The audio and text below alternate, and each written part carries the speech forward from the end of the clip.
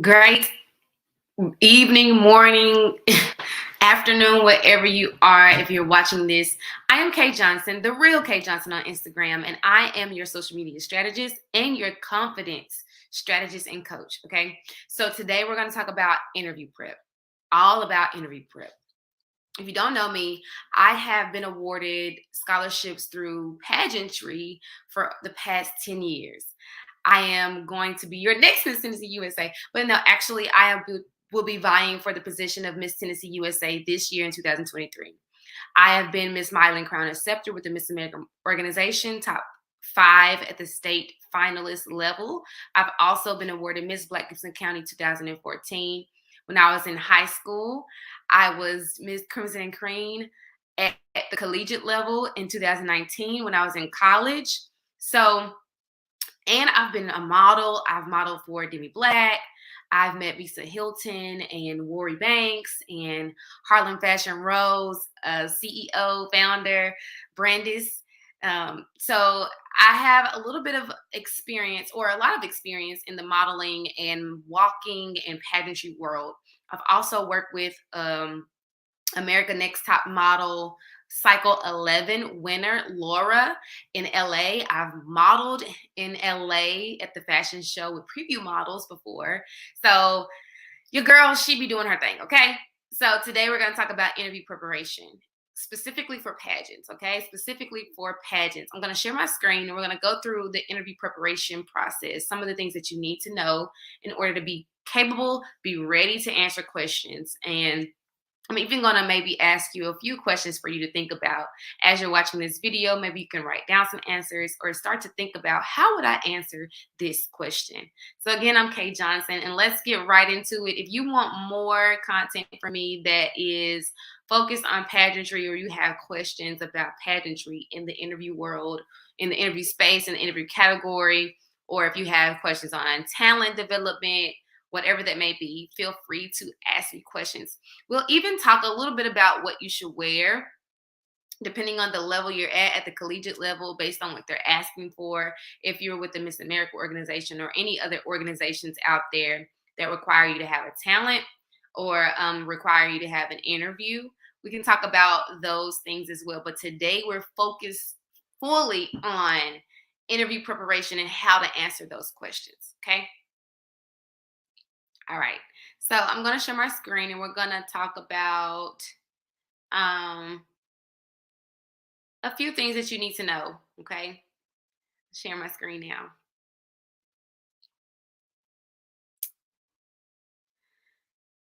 All right. Interview preparation. It's important to be ready for the interview. Okay. It's important to be mentally, physically, spiritually, emotionally, and socially aware and available and ready for your interview. Most of the interviews that I've been in have been panel. And a lot of the times, a panel interview can really, wreck some people's minds mentally. Okay. You feel like, oh my gosh, that's too many people. The first thing I'm going to say to you is practice, practice, practice, practice, practice as much as you can. I mean, on the fly and a prepared mock interview. You want to get that practice in, because the more that you're practicing, the more you're able to say, hey, I'm ready. I'm ready to talk about this. I'm ready to share my thoughts, my opinion on this. The second thing I would say is, throughout this interview process and through pageantry, you want to start to form an opinion. You want to become a little bit opinionated. I've been called opinionated. And you have to form a boldness and a courageousness in your opinion. Because if you're vying for a title, a job, right, you need to be able to say, this is what I believe, this is what I stand for, this is my initiative, this is my platform, and this is the outcomes that I want for these people. Because you're an advocate, you're an ambassador, you're a spokesperson, typically when you are in these roles. So it's important for you to become opinionated and take that as a compliment.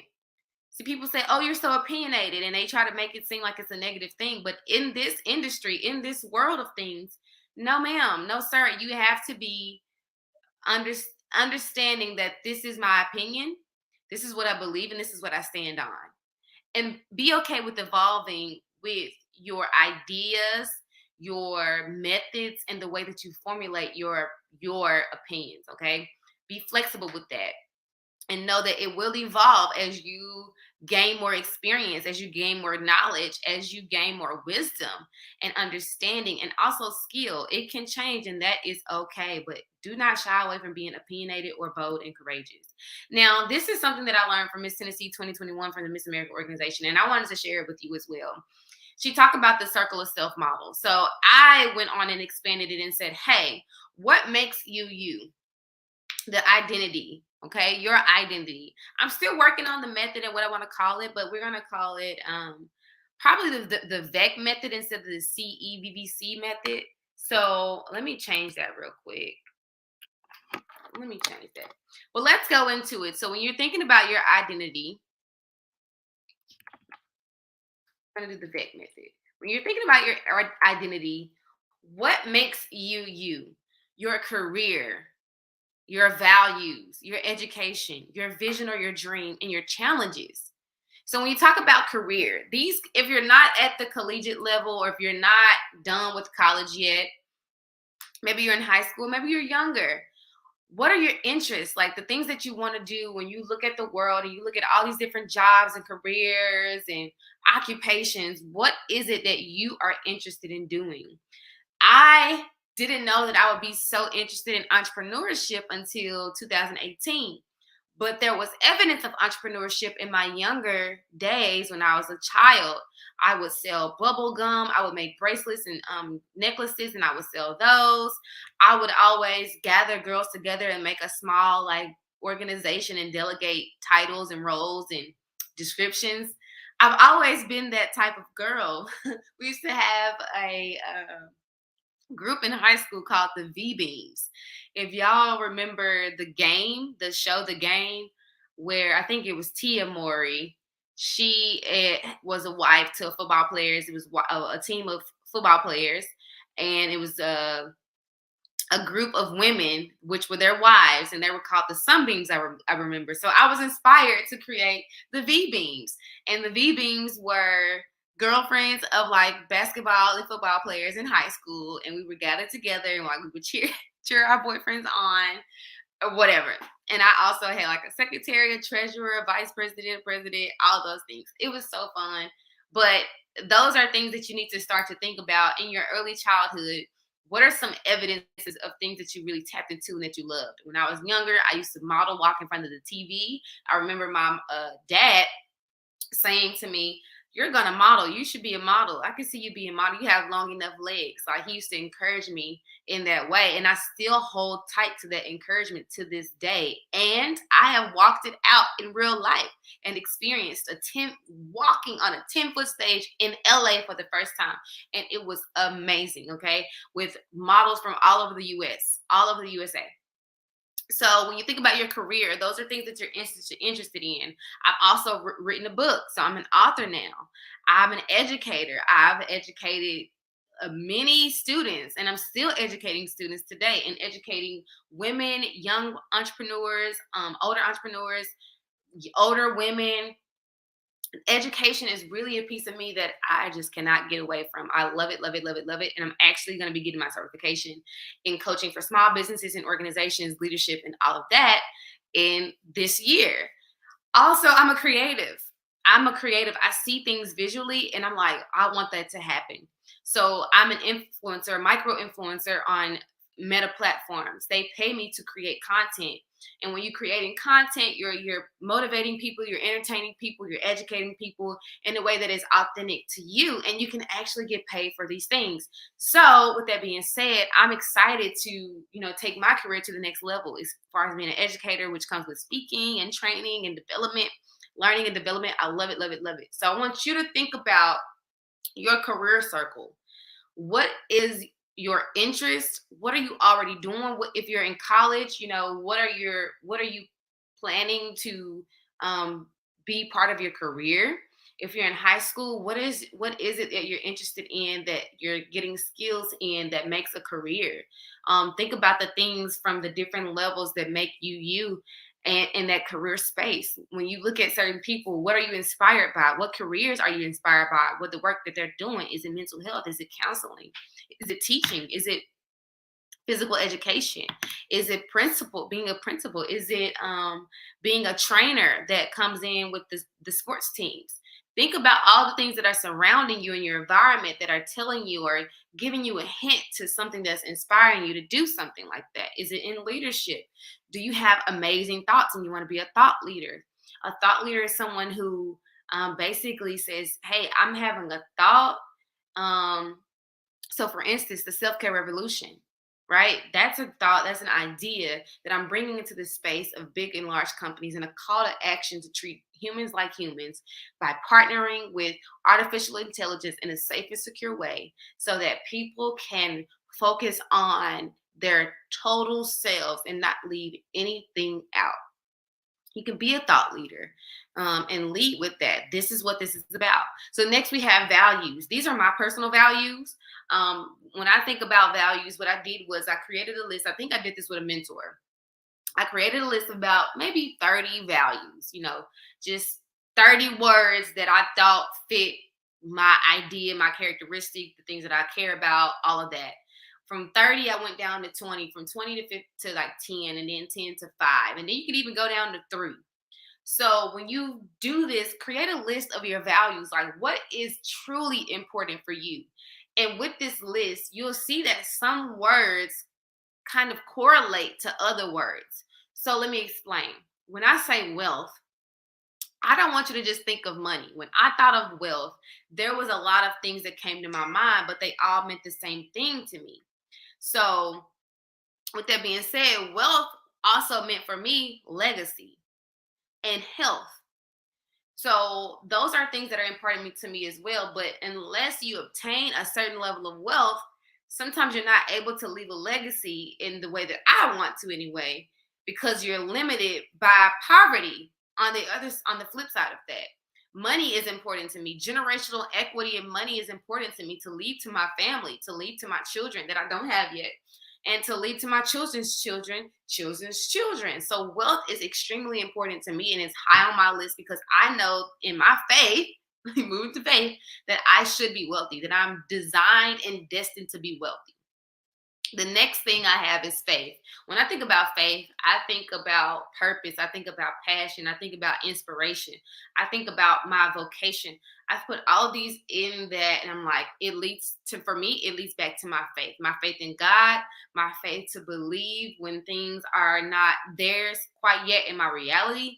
So faith is something that is my driving force. It's part of my will. It's part of my desire. So, you have to think about all of these words.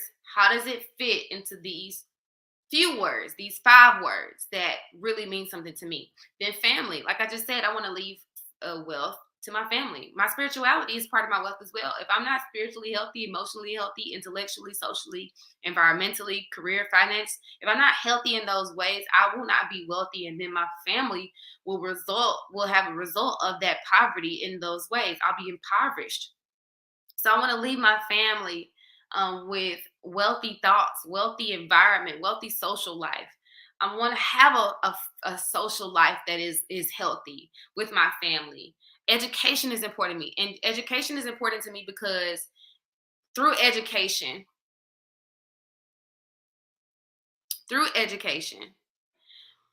we're able to learn different things. We're able to apply different, oh my gosh, methods and theories and all of these different things in life. And education really does bring transformation. That information that you receive brings transformation for that wealth, for that faith, for that family. With the lack of education, there are limits to what you can do, what you know. And the biggest gap between success and where you are now is that ignorance.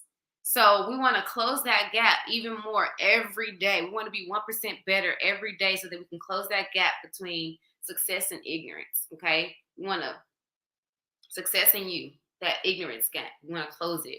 And time is so important to me. It's something that I can't get back. I have to honor my own time as well as honor other people's time. So, You can get more money, you can get more friends, you can even get another family. Like, you can change all of these things. You can even change your faith. You can even change education, where you're gonna get it from, who you're gonna get it from, what you're gonna be learning. And life is gonna teach. Let me say this about education: life will teach you as well. And then time is just something you cannot get back. You only get the certain amount of time that you have to live on this earth, so you might as well live it to your full. So I will take risk. I will i will mess up. I will fail fast. I will fail forward, and I will forgive myself, because as long as I'm here another day, I have purpose. Time is still with me, and I can accomplish those things that I set out to accomplish. So think about your values. What really means the world to you? What is high on your priority list? And again, be okay with this changing and evolving. Be flexible with who you are as you grow in knowledge and skill and understanding and wisdom. Now, education. So far, I mean, there's so much more education I can add on, but I just was very specific, and I just use my college education. I have a lot of self-taught education as far as graphics and social media marketing, web design, um, and things in leadership as well. But what I've obtained from in my bachelor's degree is health studies and nonprofit management. So, what is your education? What do you know? What do you know about life? Like I said, I can add even my coaching certification, which will be in leadership, small business organizations, and organizational development. Right. So I can add these things to that education part of me. What makes me lead? What's my qualifiers? You know, what qualifies me to be in this space? My other education is modeling, runway walking, networking. What qualifies me to be in this space? I have pageantry education, right? I've been in the experience of pageantry for a while, so I have interview preparation skills and education. I know how to talk to people and connect with people in interview rooms on a one-on-one level and on the stage. And then, what are my challenges? See, for me, my challenges in life have been growing up without my biological father present in the home. A great person, a great person. I had other siblings, but I didn't have my dad in the home with me present. And so that is a challenge. That is something that I had to overcome. And I even used that as my platform when I first started in pageantry. And I was able to connect with those judges and almost make a perfect score out of 100. I had low self-esteem. I even made an attempt to sue it for suicide, and I was dreaming small. So some of these challenges I've had to overcome, and it's always something new. You face a new challenge every day, and it challenges you to grow. It challenges you to overcome. It challenges your limits. So what has something around you limited you from? Okay. When you think about challenges, what is going on in your life right now? Who is around in your life or who is not around? What are you inside of yourself thinking and limiting yourself from? Think about your challenges. It might be your parents died at an early age. It might be that you're adopted. It might be that you battle with weight gain or weight loss. It may be that you battle with mental health issues. It may be that you have been through a heartbreak and it really, really, really broke your heart. It may be that you were homeless for some time, or you had to live with your grandparents for some time, or you have no siblings. Like, what are your challenges that make you you, that you are overcoming, have overcome, or will overcome? Is it a lack of inspiration in yourself or motivation in yourself? Is it a lack of feeling like you have lack of resources? What are your challenges and how do they make you you? And how can you incorporate this into your identity in your interview? The next thing we're going to talk about is your vision or your dream. What is your dream for your life? What do you dream about? What do you really, really, really want to accomplish before you leave this world? What is the vision that you have? I use the word vision because it's imperative to be able to see. Okay, it's imperative to be able to see when you close your eyes. It's imperative to be able to see when you close your eyes. What do you see for your life, for your family, for your world, for your community, for your school, for your children, for your siblings? What do you see for yourself or for those people, all the things that I named, in your vision when you close your eyes? Because if you can see it there, then it's possible for it to happen in real life. Okay. So my dream, my vision is to have a multi-million dollar wellness education company. And I spelled that wrong. Wellness. Ain't that something? Wellness. And I'm getting a couple of text messages, y'all. Excuse me. Let me turn my phone down. I might have a person join me here in a second. And what we'll do is get right into her questions. All right. So, what makes you you? What makes you you?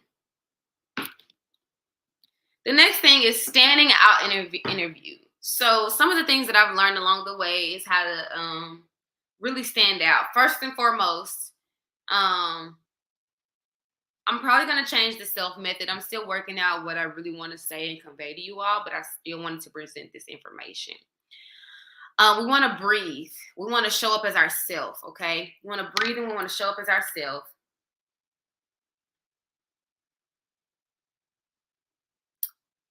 And what you want to incorporate in your interview is facts.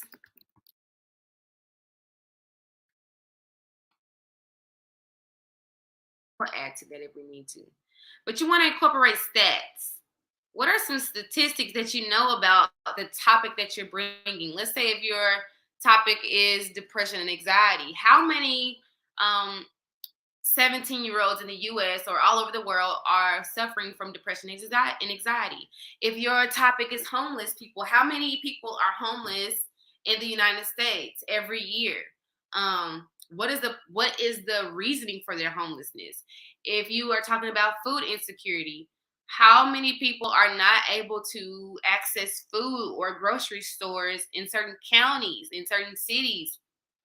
If there is your platform is suicide, how many, or if it's about women or men or young girls or young boys or just youth from 8 years old to 17 or 17 to 28, I don't know.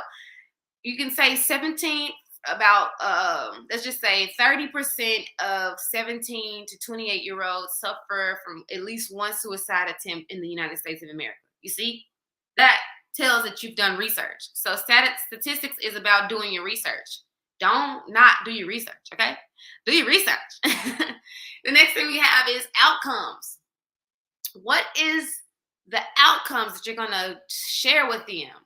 Because of you being insert title, Miss Mylan Crown and Scepter, what's going to happen? Well, what is your initiative? Is it that you want to have more symposiums around self-care and how to combat suicide with world leaders? Maybe you have a few industries in mind or a few companies in mind. Maybe you want to partner with Walmart, Target, and I don't know, Dynamics, or let's just say another one, maybe Amazon, and you want to start a self-care week or something for all of their employees so that they can check in with their mental health. Whatever that case may be, what are the outcomes from your initiative, and what can you share in your interview that this is what I want to happen as a result of this? The next thing is storytelling. Can you tell a story? I've done it already. I told you a story about me in high school and how I created this organization or this small little group of V-Beam girls who were girlfriends of basketball and football players. I told you a story about when I was in my childhood, how I was entrepreneurial and I made bubblegum, sold bubblegum, made necklaces and bracelets. I told you about my history with pageantry and model walking and all of that. So what are some stories that you can tell? I also told you when I was in college, I was going through a lot. It was bittersweet. In 2019, I had to enroll in therapy because the year before I attempted to harm myself because I was depressed. I was suffering depression and didn't even know it. The weather was changing. My grandmother, I just found out was sick with cancer and she was dying every day. So in college, it was bittersweet. I met a mentor who inspired me to really get into network marketing, which is part of entrepreneurship. It reignited my passion. Memphis reignited my passion. That's where I went to school. And I came out on the other side. I'm still here today and I'm still talking to you today. So how can you incorporate storytelling? If they ask you a question about, let's just say, the environment, what story do you have? Well, my story is I love to travel. I love to be inspired by the trees and by the nature, by water and by the sky. So one of the things that's on my bucket list is to visit the wonders of the world, all wonders of the world. So how do you tell a story when they're asking you questions? How do you incorporate yourself and bring your full self into the fold? The next thing is purpose, passion, and inspiration. How do you connect your purpose to your topic? How do you connect your purpose to the question? How do you connect your passion to the question they're asking, or their inspiration to the question that they're asking? Let's say they ask you a question about how do we save the world by recycling, or something like that. You may say, I have a passion to be an inspiration to young people across the world. Because of this inspiration to be an inspiration to these people, I would love for those who are passionate about environmental world change to go after their dreams and get the education that they need so that we can save the world by doing more recycling, upcycling clothes, learning how to use chemicals that are safer in the homes, that are safer for the environment, and partner with artificial intelligence. How can we partner with artificial intelligence to have a better and safer world? How can we use less energy? Maybe people can make more money at their jobs, and then that in turn we can start to invest in electric cars that don't use coal and gas, and we can just use battery charging. So you just have to figure out, with this question that they ask me, how can I introduce my purpose? How can I introduce my passion and my inspiration? Your passion can also be felt through your tone of voice, your volume, your movement, your intriguability with them. I don't even know if that's a word, but hey, it's a K-ism. Are you connecting with them in the interview? Are you looking at them? Are you smiling? Are you being a little comical? Like, be yourself. Because at the end of the day, the full purpose of being you is being you. Also, you want to be relevant to your initiative and your title. Means that you're connected or appropriate to the actions and the time and the circumstances. So with my initiative, what's going on in the world? Worldwide, what is going on? Artificial intelligence is being introduced every day, more and more and more. People are being dislocated from certain jobs, and then there are going to be more jobs opening in the tech industry.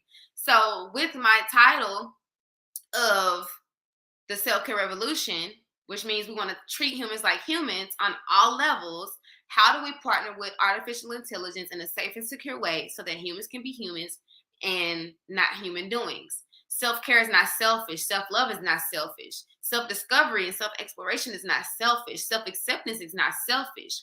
And me wanting to take the time that I want to take with my family, or to travel, or to focus on my mental, spiritual, and emotional health, or my finances, or my career, or my environment, or my social life is not selfish. I was born to be who I am.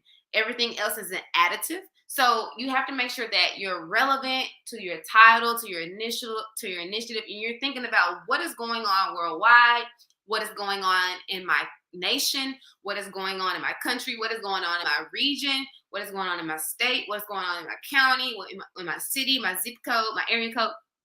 All those things. You want to figure out from a world perspective what's going on, and then narrow down and say, this is what I can add to this initiative and to this title. And then that brings me to keeping up with current events. The only way that you can know what is going on and how to be relevant with your initiative and your title is what is going on in the world. What are people talking about? What are people afraid of? What are people excited about? What's going on every day? And you want to breathe. So step 1, you want to breathe. Step 2, show up as yourself in the interview, okay? Show up as yourself. Do not be afraid to show up as yourself. So I've already given you a little bit of insight on how to answer those questions. And so if you want the next video, we'll do another video on how to answer those questions. If you have questions about anything that I said in this video, I would love for you to hit me up, leave a comment, and we can get to it. Again, I'm Kay Johnson. I am your self-confidence strategist and coach, and I can't wait to see you take over the world. Peace.